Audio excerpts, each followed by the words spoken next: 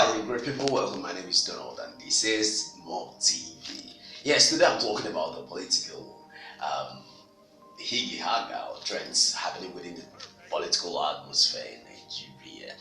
Yes, look at this from this perspective. Uncle Boo Boo. Buhari, we've not really talked about you. You're my personal uncle. I've not really come to say for a long time, but I think I am sorry for not calling you outside.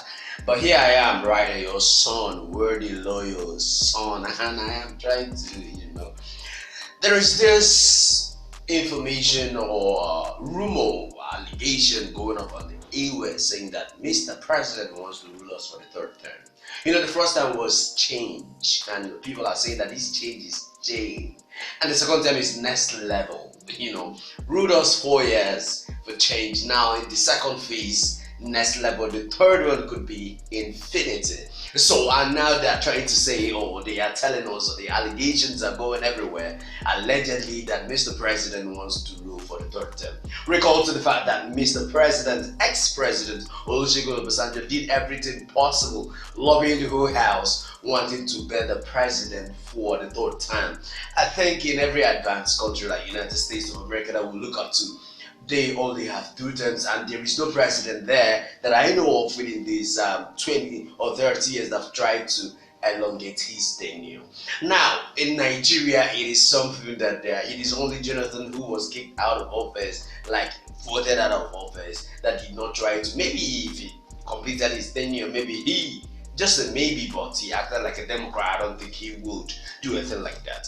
Now, Mr. President, there's allegation going around, and in Nigeria, once a rumor starts, there's always an iota of truth in that rumor. And one of the strategies that people like Falana suggested that they want to use to make this come to pass is the 8th speech bill. Recall to the fact that in the 8th assembly, because we're in the 9th assembly, Uncle Sabi, from the northern part of Nigeria, that's Niger State, is a senator representing them, now brought up the bill that social media bill is actually hate speech. When you say something that another person feels offended or feels hateful, then you should be hanged to dirt. And what a country! We are in a country whereby hate speech is valued over life.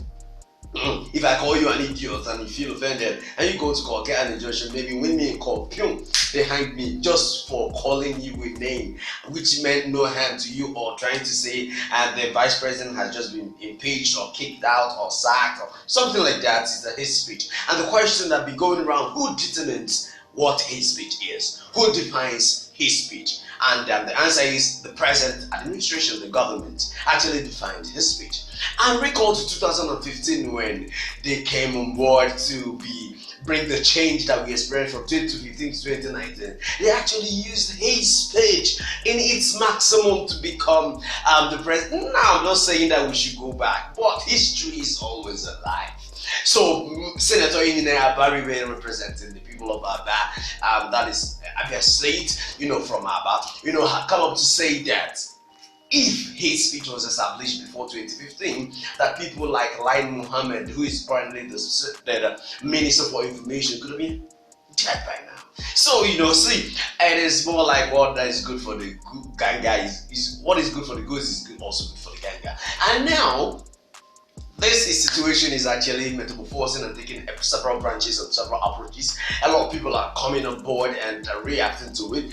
Now, wife of the president. Okay, before the wife of the president, the daughter of the president, that's Zhara. Zhara had come up to say, Zhara boo boo. She's a very pretty girl, yes, the mother is beautiful. So, and she's come to say that a lot of people come online to either bully her or blame her for the father's actions and inactions. So she finds her very hateful, and he wants them to be to death.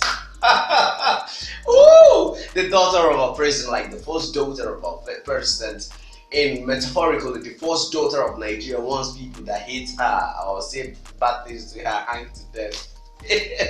What a country! This is just like going back to the primitive age, like we are slaves, And the wife of the president, who is the mother to Zhara, I think this thing flows in the blood, jumped out to say, boom, yes, I support hate speech. If a country like China, who has about 1.3 billion people, could use hate speech to control their situation, hate speech bill here to control their atmosphere, that Nigeria, who is about just 180 to 200 million people, should have still adopt the same situation or the same scenario to be able to gag Nigeria and control the social media airways. But now people are jumping out. We have professors in Nigeria in the cyberspace, and they've been calling her names and saying that they are disappointed because when they came after her, calling her that she belongs to the Zaza room, that they stood in for her, and now it's like she's been either won by the cabal that who speaks about, or this is her real self speaking up.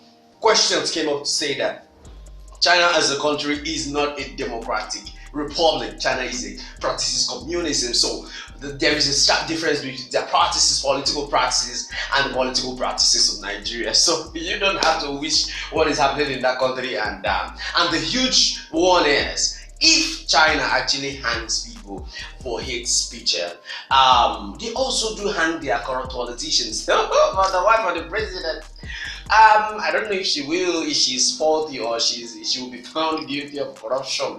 Now, did not tell us that corrupt leaders should be, it is all of those that, so which means you want to rob Nigerians and also rob them of their voice. And Falana added again saying that this is a strategy for thought time, that the gagging for media is just to cramp the media down, silence the media, so when they come up with the hate speech, when they come up with the third term bill, nobody will see it then, because if once they establish the hate speech that they're going to kill you, and they come up with third term and you say something against it, they define hate speech. They come after you, grab you, hang 2 or 3 people, everybody will be quiet.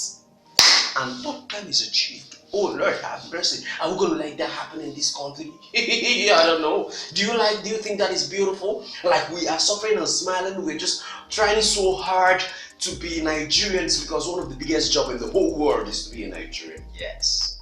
So if somebody asks you, what are you doing? How your job is going to hell? I suffered in my first job, being a Nigerian. Now they want to take away the voice, like the only way we can express, and there is a bill for freedom of expression. So I don't know. This is stuff. I think these are the stuffs happening within the cyberspace as regards his speech, and who will hate speech and who will not hate speech, and who defines it. And Mr. President come up to say that he does not have a third-term agenda. No, that he does not have a third. It is not constitutional for him to seek a third term.